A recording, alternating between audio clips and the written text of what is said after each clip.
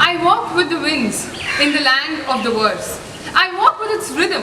I run, I prance, I shout. I shout into nothingness. I am the voice of the unheard, the life of the melody. Once, while pushing open the glass door of my favorite restaurant to come out of the chaos into the silent whispers of the night, I couldn't just not surrender to something which I overheard, and I do apologize. But it was too irresistible a folly not to. Ends with a star and far, it's called a poem. Said a little girl to her mommy.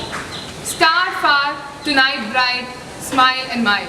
Are these the conditions of composing a poem? What makes a poem a poem? I should really thank the child, for she awakened the Columbus within me. The tale starts, the tale ends.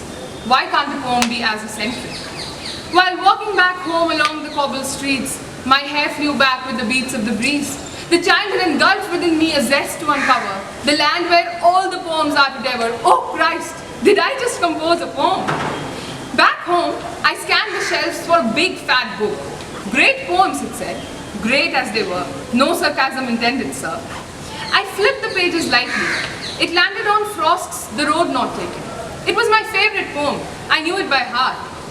Maybe because he did what I did. And beside it was Tennyson's Railway Carriage. Both were poets, both composed poems. But why were they so unlike each other? And why were they still called poems? To put me in a state of doldrum, the book's pages were set in motion again.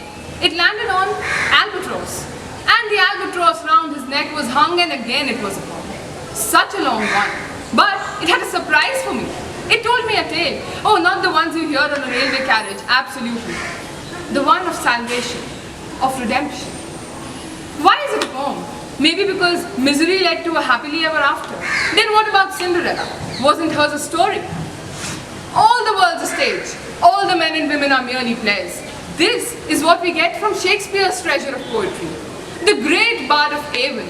Why don't you just stop twisting and trotting in your grave and please shed light on the question that is lurking at the back of my head?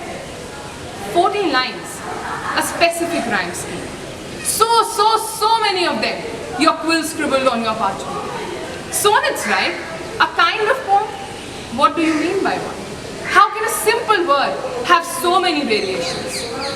Finally, with great poems left open at the side of my pillow, I fell prey to deep slumber. I woke up, enlightened, at the stroke of the first ray, at the break of dawn. I finally had the answer to the most awaited question. What makes a poem a poem? A jumbled up sense of emotions, lyrical maybe, soft or loud, can be called a poem. When a poet leaves his present to a land where he wants all of us to be, he composes a poem. When a poet stands at the brink of a world which is holistic, he embraces its beauty through the gift of a poem. He may tell you a grandma's tale, he may take you to the skies, he may take you to a place you have always wanted to be, and you go there. You know why? Because it's magical. And you might also be wondering that what you just heard, is it a poem? Yes, it is. Of course, why not? It might not have taken you to the stars, but it did take you to a place you've always wanted to be. Where the crystal clear dictionaries of the eyes come to service.